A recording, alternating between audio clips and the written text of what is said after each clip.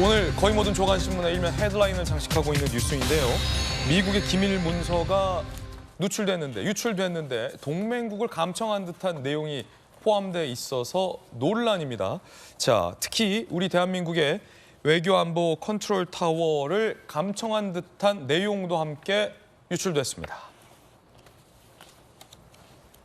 뉴욕타임스 보도에 따르면 SNS에 사진 촬영된 비밀 문건이 유포됐는데 대략 100여 쪽인데 미국이 동맹국에 대해 스파이 활동하고 있다는 걸 보여준다라는 보도가 나왔습니다. 특히 대한민국과 관련해서는요. 김성한 안보실장 전직이죠. 또 이문희 외교비서관 전직이죠. 이 두 사람의 대화 내용도 감청된 듯한 내용이 포함돼 있어서요. 논란이에요. 정부가 미국의 포탄 요청에 응한다면 문제다. 우크라이나 러시아 전쟁과 관련된 이야기죠. 한국은 살상무기 지원 금지 원칙이 있어서라는 이문희 전 비서관의 굉장히 곤란한 듯한 반응이 고스란히 담겨 있고요. 그러자 김성한 전 실장이 윤 대통령의 국빈 방문 발표, 우크라이나 살상무기 제공 입장 발표가 겹치면 이 거래로 비춰질 수 있다. 폴란드에 우회적으로 포탄을 판매하자라는 얘기가 이번에 유출된 보고서에 담겼습니다. 물론 정혁진 변호사님, 네네. 이거 다 공개된 내용이긴 합니다만 네네. 결과론적으로 그런데 아무리 별 중요한 내용이 아니라 하더라도 국가안보실장과 외교안보 비서관의 은밀한 대화일 수 있는데 이게 고스란히 무슨 수로 미국의 저 보고서에 담겼을까요? 감청 아니면 안 된다. 뉴욕타임스는 이런 뉘앙스던데. 이거 굉장히 유감이죠. 한미 동맹 70주년을 맞이해가지고 국빈 방문 12년 만에 하게 되는데 그 방미하는 일정에 바로 앞서가지고 이런 일이 터졌다라고 하는 게 굉장히 유감스러운 일이긴 한데, 근데 제가 미군하고 일 많이 해봤잖아요. 미국은 이런 나라예요. 그러니까 미국은 자기 나라의 국익을 위해서라면은 뭐든지 다 할 수 있는 그런 나라이고, 그것을 알고 우리나라도 거기에 대해서 대처를 갖다 해야 되는 거고요. 그다음에 또 하나 생각해야 될 것은요.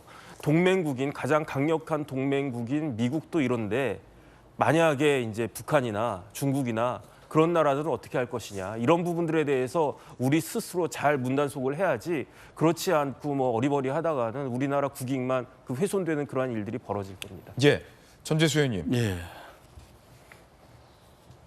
사실은 굉장히 심각한 일이죠. 예. 그러니까 대한민국 영토 안에서 이루어진 불법적인 행위입니다. 정확하게 말씀드리면 이 대한민국 영토 안에서 이루어진 거거든요. 미군 부대 안에는 이제 치외법권이 적용이 되기 때문에 그 안에서는 뭐를 해도 되는데, 대한민국 영토 안에 더더구나 대한민국의 외교 안보 컨트롤 타워, 대한민국 최고의 말하자면 정보와 군사 안보, 보안 안보 이거를 다루는 최고 컨트롤 타워가 도감청을 당했다는 겁니다. 대통령실을 용산으로 이전할 때 이 문제 제기가 있었거든요. 그러니까 미군 부대 바로 옆에 벽 하나를 사이에 두고 대통령실이 들어가는 문제이기 때문에 안보상 도감청의 우려도 충분히 제기를 했던 거거든요. 그런데 이제 너무 무리하게 그냥 막 일방적으로 밀어붙이다 보니까 지금 이런 문제가 터졌는데, 저는 한미 동맹이 정말 중요합니다. 근데 이런 식의 동맹은 안 됩니다. 상호 존중하는 동맹으로 나아가기 위해서라도 대한민국 대통령실은 철저하게 진상규명을 해야 됩니다. 그리고 책임을 져야 될 사람이 있다면 이 부분 책임을 지게 해야 됩니다. 그리고 한미 정상회담을 앞두고 있는데 과연 동맹을 이런 식으로 취급하는 게 맞는지, 이 부분에 대해서 미국이 어떻게 해명하는지 대한민국 국민의 한 사람으로서 지켜봐야만 될 것 같다라는 말씀을 드리도록 하겠습니다. 예, 김연아 의원님. 아니 이게 도감청에 뚫렸다는 건 굉장히 네. 좀 충격적인 일이에요. 그렇습니다. 아까 뭐 정의진 변호사님도 얘기하셨지만 냉혹한 국제사회의 어떤 그 단면을 보여주는 거라고 생각이 됩니다. 근데 저는 이번 사건을 통해서 또 전재수 의원님처럼 판단하시는 그 건은 아니라고 생각이 됩니다. 외교는 철저하게 국익 중심이고요.